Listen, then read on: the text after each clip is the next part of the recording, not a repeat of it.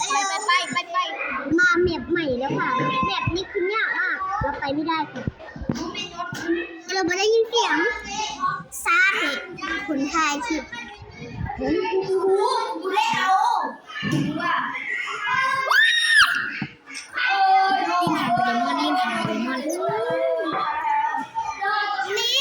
เสร็จแล้ว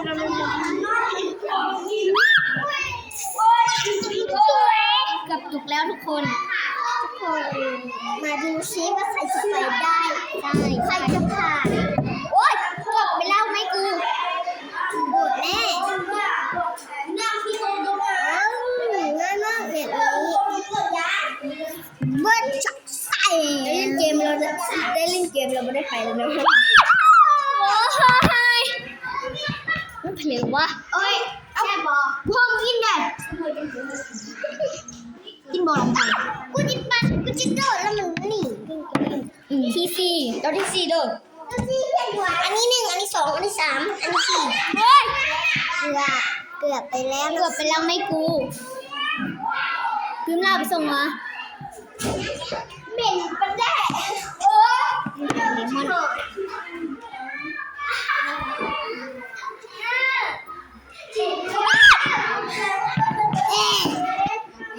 ที่1โดดไปรัวๆเลยนะมือจนออกเหือกกับแม่เอาเคียนน้ำอันนั้นก่อนแม่กินแล้วกินนี่เว้ยจิไปแล้วมันค้างแล้วน่ะไปไรน่ะกินน้ำอันนั้นอีกก็กินแม่มันค้างแล้วกินอีกกินบ่ได้แล้วอีไข่มึงก็กินตามตัวกินเท่าอันนั้นเองวันนั้นเราบอกเขากิน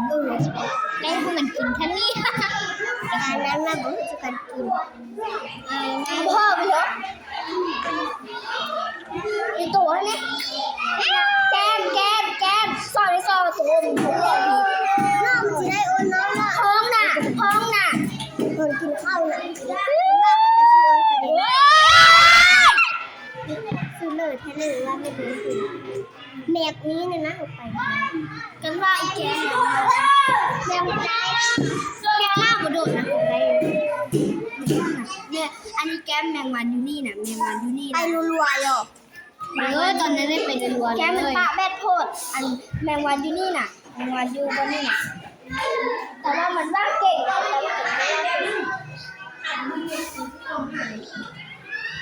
ดูลิ้นคือว่า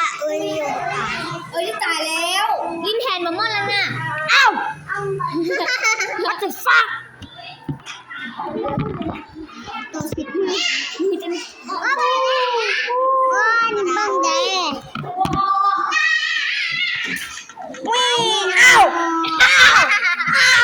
อ้าวตาแก้มดิ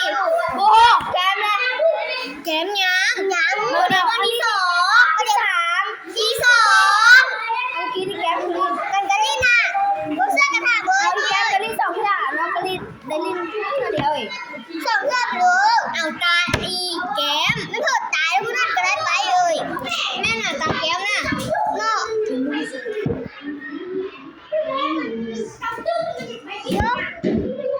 กันนี่หลายแท้2เทื่อเลยกันที่ได้นี่2เทื่อเนาะจะเห็นเนาะมีแต่นี่กินแทนกูนะเวจีได้เลยถามคุณโบพี่นะว่าอินเดียแล้วค่อยๆจะทำทางนี้ไหมมันเป็นทางนี้น่ะเอาขันผิดเดียวกันนะอีก2เชือกเดียวเลย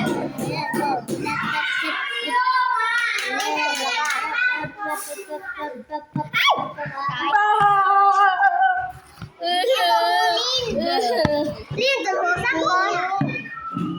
แบบนี้นะอันนี้มันไปง่ายว่ะไปได้ซ้ำเข้าใจบ่ไม่ไว้ใจนะฮะไว้ใจไม่ได้หรอใช่กระโดดดีก็เป็น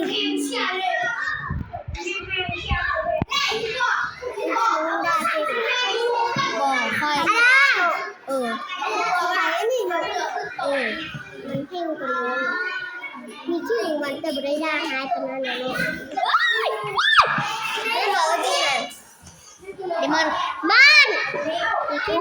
เจ้าไปได้หายไปนานๆเนาะมันบอกนี่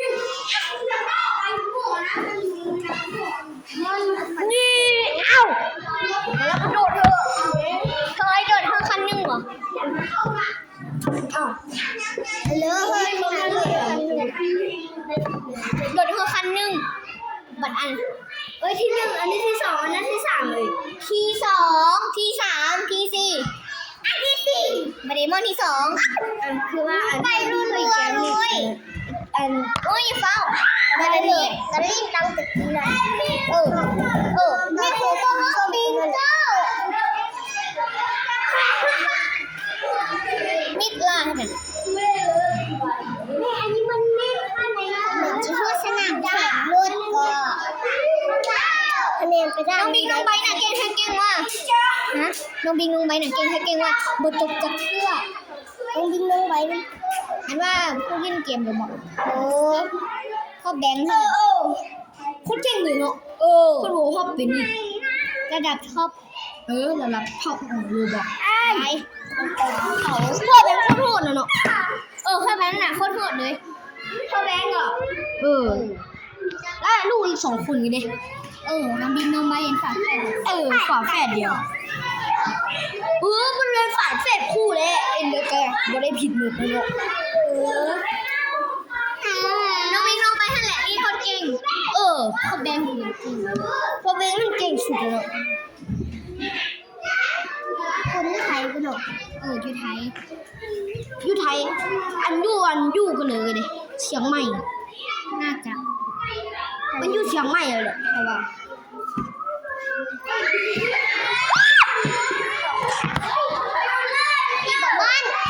มันดิบก้นปลางอวิ15แล้วนะเกมมากเนี่ยแล้วกูตายเก่าปนว่าเก่าเพ่งกันเลยประกาศตายเนี่ยเป็นตรงนี้เลยเฮ้ยมันนักโดดเลยเฮ้ยเสียดายนี่ก็จากโน่นมันค้างอีกMKมันค้างไปบ่ได้นะเนาะเอ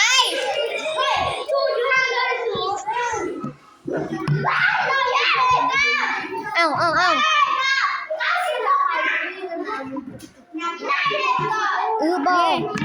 บ่ซื้อ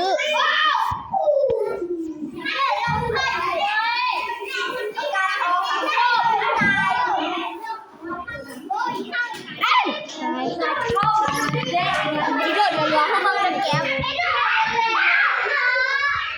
ไปโดดล้อคันนึงก่อนโดดแล้วน้องจึงจะไปเองก่อนนะแม่คุณแม่เป็นคุณพี่เลย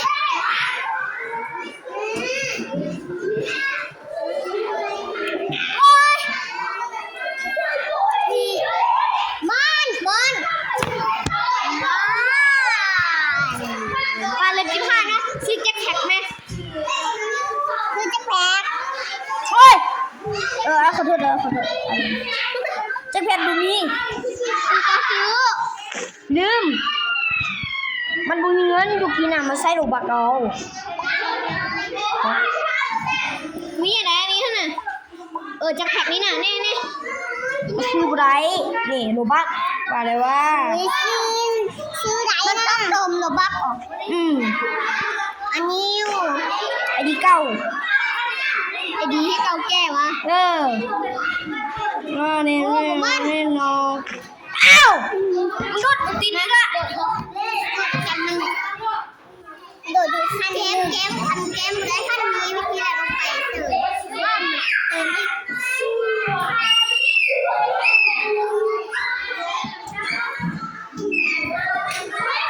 เอาเดินมาดีๆมองหน้ากูไหม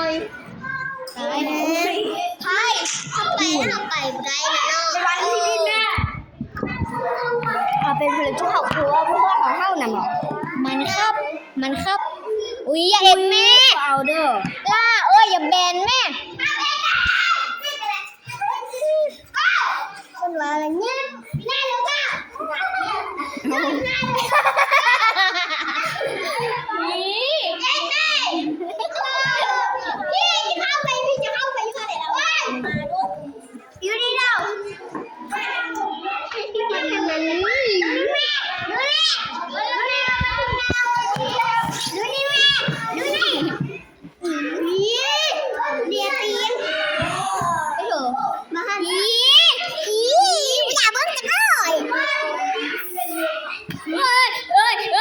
มันเริ่มไปแล้วมันเริ่มตกมันทำแล้วเหมือนมะขามเลยเนาะเ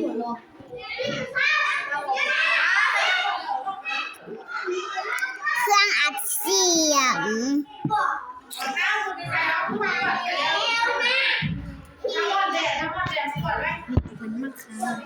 อันนี้ไม่บอกก่อนทุกอย่างเราพกว่า ทำแล้วก่อนไม่คุณหลานหลานมาได้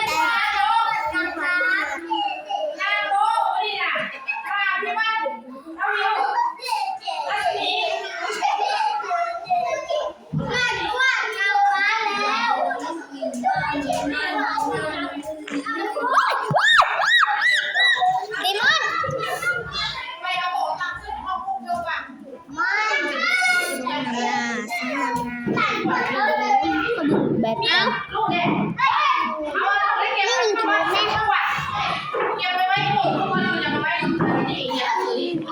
ลิงดูบอลผ่านใดผ่านไปในขุดจับลิงดูสาดใช่ไหม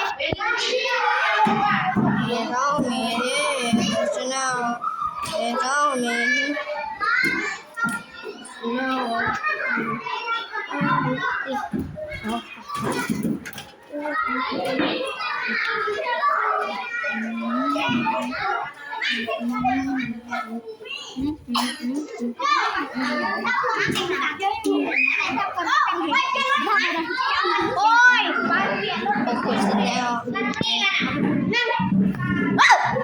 ลื่นนอนหรือยังแล้วที่คุณที่แห้งอ๋อแกตั้งซื้อเดียวแล้วก็ติดเดียวแม่ตั้งนี่เนี่ยนอนหรือยังอีเด็กเดียวไทยวันเพลงมันมาได้นี่แหละ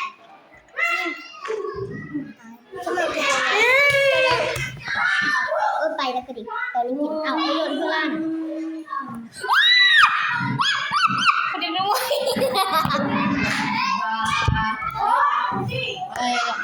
ถ้ามันขวดแล้วเราจะไปตอนนี้นั่งก่อนคนเดียวยักหมดจังแขนละมาดูไปไม่ได้เล่นแบบอุ่นบอกอย่างนี้บอกข้ามบุ้มฟังเสียงของร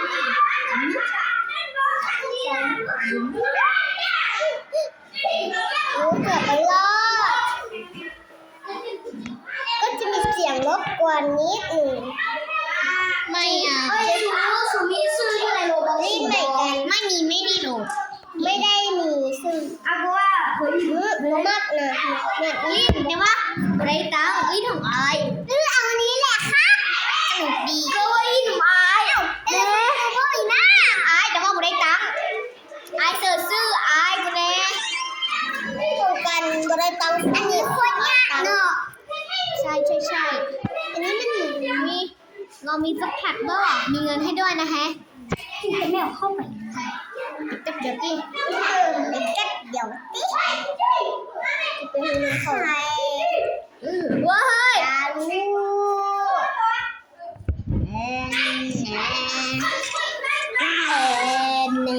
นยังไม่ตายไม่มีการโอ้ยอะไรเนี่ยอภิชาโอ้ยกันบ้านฟาดหัวแล้วเนี่ยอะไรกันบ้านฟาดหัวแล้วมึงจะมานั่งมือดีหรอเนี่ยเอาไม่ได้แบบสกูชี่หรอกอยากฟังเสียงกรอบฟังแล้วแบบสกูชี่แม่มึงแบบคีย์บอร์ดว้ายบอสกูชี่นะมันเป็นสกูชี่เลยนะคือซาบูแหละเขาโดนแล้วเสียงกุ๊บขนาดกุ๊บแล้วมันมีหน่วยทอดเทียนน่ะอ๋อนั่นแหละนี่เราจับดิ้นพร้อมน่ะนี่เราจับอินโดแล้วจ้าอ้าวบ่มีนี่ไปแล้วเฮ้ยจะไปเอาเงินถึงเธอหรือยังจะแก้กันดูกันได้โอ๊ยไม่มีใครหรอกผมกดได้หรือวะตายเลยไอ้ดิมอนเห็นเอา ก้มน้ำตาดืดดืดดืดดืดดืดดืดดืดก้มน้ำตาอะไรวะเฮ้ยกูเบนเลยเข้าเบนเลยเบนเลยลอยเรือยาวไปเลยไปเฮ้ยไปเฮ้ยเด็กดูผูกไปป้าเกมนี้แหละครับนี่มาทุกคนเรามาเอาใจช่วยนะคะนี่แบบอุ่นบอกนี่น่ะเป็นตรงนี้เนี่ยไม่หลับตาแล้วเลือดเด้ออีนั่นนี่บอกหลับตาแล้วเลือดว่าเปิดได้เปลี่ยนเอาแมปอื่นเลยแมปนี้เลยนะคะก็เลยฟังเสียงเราคุณ